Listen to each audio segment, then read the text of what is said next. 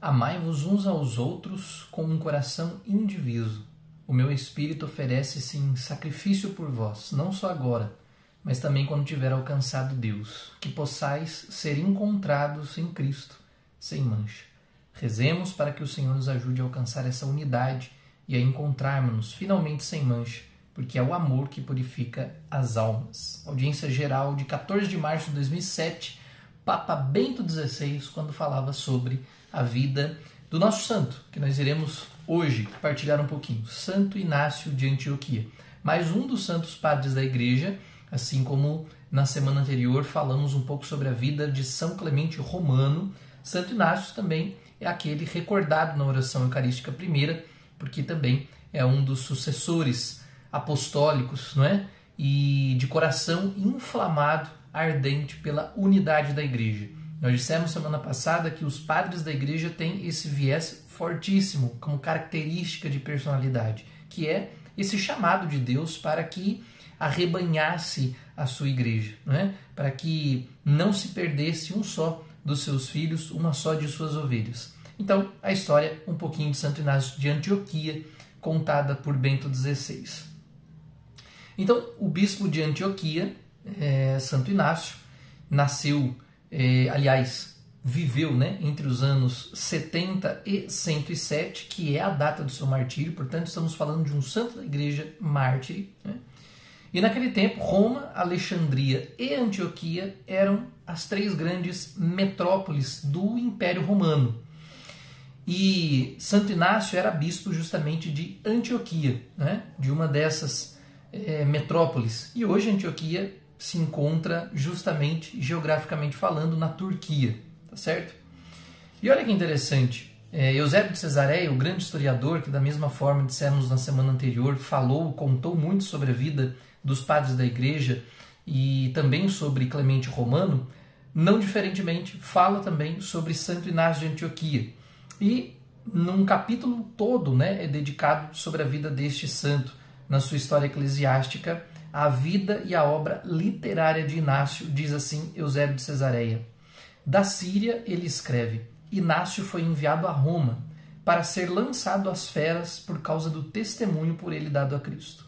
Realizando a sua viagem através da Ásia, sob a vigilância severa dos romanos, dos guardas romanos, que ele chamava 10 leopardos na sua carta aos Romanos 5:1, nas várias cidades por onde passava com pregações e admoestações, ia consolidando as igrejas. Sobretudo exortava muito fervorosamente a evitar as heresias. Olha aí, mais um destaque dos santos padres da Igreja, né? Nós dissemos que preservam a doutrina e a unidade, e justamente por serem padres defensores da fé, são padres que, além do martírio, né, até darem a sua vida a Cristo, lutavam muito contra as heresias. Ora, as heresias só não avançavam nesse período na história da Igreja porque justamente haviam esses grandes homens de fé inabaláveis, não é? Que davam a sua vida, davam o seu sangue por amor a Cristo e a Igreja para a fim de impedir que essas heresias, que são nada mais do que falsidades da fé, falsificações da fé, em que nasciam dentro da Igreja como um câncer, né, num corpo, e iam se alastrando até que por fim, como células mesmo, né, esses padres morriam para que pudessem, ao final das contas, impedir que essas heresias avançassem. São muitos os padres da Igreja mártires, né? Então, fervorosamente a evitar as heresias que na época começavam a pulular, e recomendava que não se separassem da tradição apostólica. Olha aí, um grande antídoto para o nosso tempo de santidade. O que os santos mais faziam nos tempos difíceis? Lembrando que nos tempos difíceis é que nosso Senhor inspira muito mais santos, né? Porque sabe da necessidade da sua Igreja. E o que é que os santos de todos os tempos mais realizavam nesses períodos de grande calamidade, de grandes dificuldades, de grandes crises, dentro e fora da Igreja, né? O que é que os santos mais realizavam? Sempre pregavam a tradição apostólica, a unidade, né? O que é que uma família realiza quando ela está passando por grande dificuldade? Ora, ela se une, não é assim?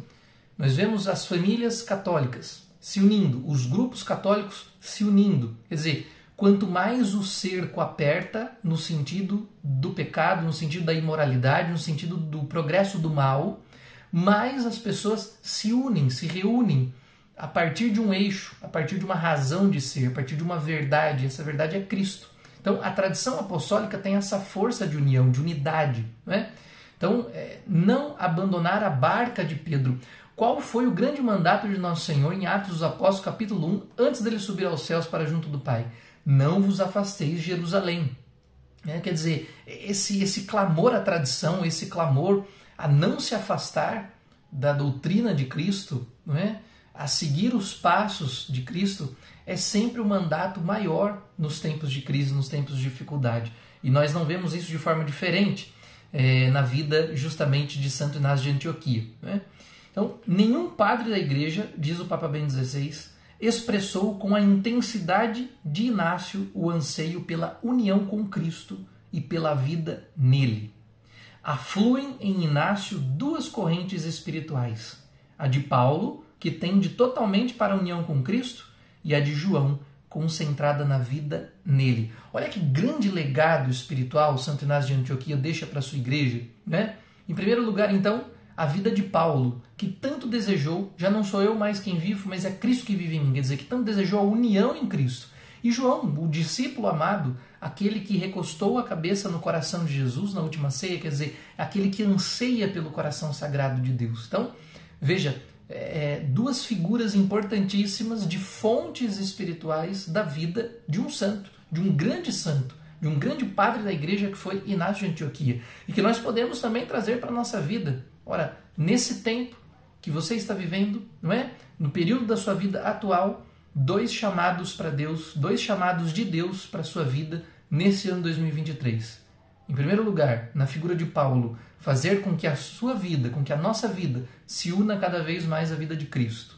Né? Numa vida de luta contra o pecado, numa vida de anseio pela santidade, numa vida de desenvolvimento pessoal. Hoje se fala tanto de desenvolvimento pessoal. O grande desenvolvimento pessoal é aquele que nasce a partir da caridade de Cristo. Né? E em segundo lugar, uma segunda fonte que podemos beber é do coração de João, do discípulo amado, daquele que mais próximo esteve de Cristo. Né? Então, fazer esse propósito de proximidade de Deus ao longo desse ano. Né?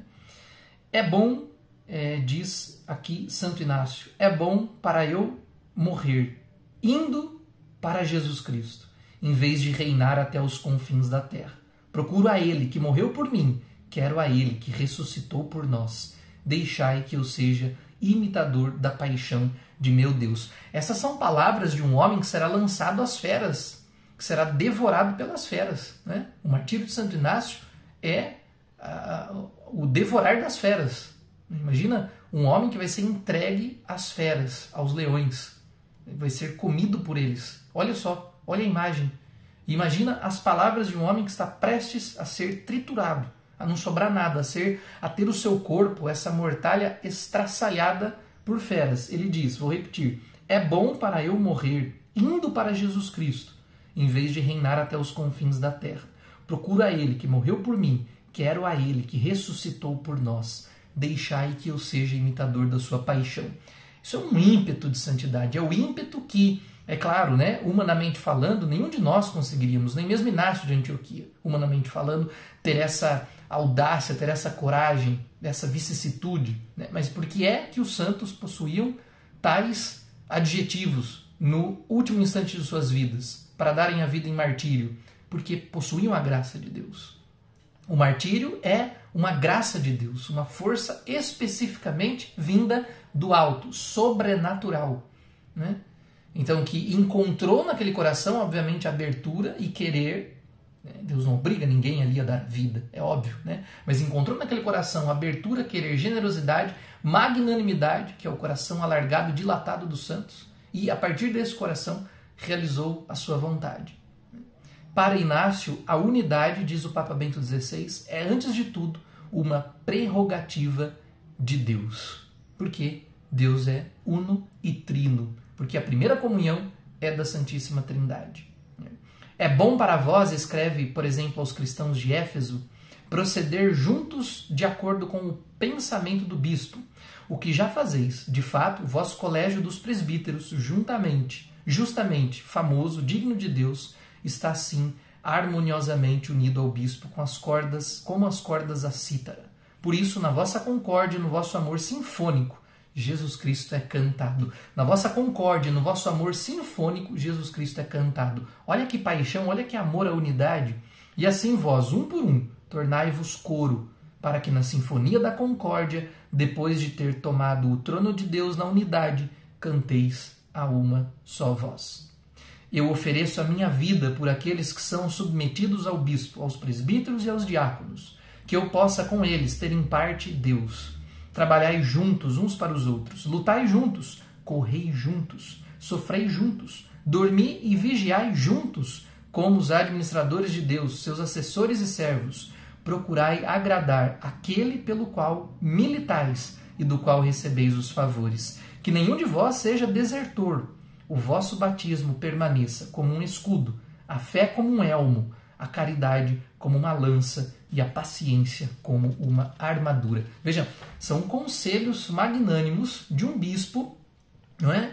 Que deu a vida por amor a Cristo e, no entanto, por amor ao próximo também, né? Dos quais queria, justamente, como diz aquela passagem em Isaías, como os pintainhos debaixo da asa, não é? De sua mãe. Então, é assim, esse é o símbolo da igreja. A igreja, como mãe, quer os seus filhos ao seu redor. Jesus Cristo, como sumo pastor da igreja, quer os seus filhos para oferecê-los ao Pai ao redor. Acorrei todos a Jesus Cristo como ao único templo de Deus, como ao único altar. Ele é um, e procedendo do único Pai, permaneceu unido a ele, e a ele voltou na unidade. Inácio, o primeiro na literatura cristã, diz o Papa Bento, atribui à igreja o adjetivo católica. Foi ele quem deu esse adjetivo. Isto é, universal. Onde estiver Jesus Cristo, afirma ele, ali estará a igreja.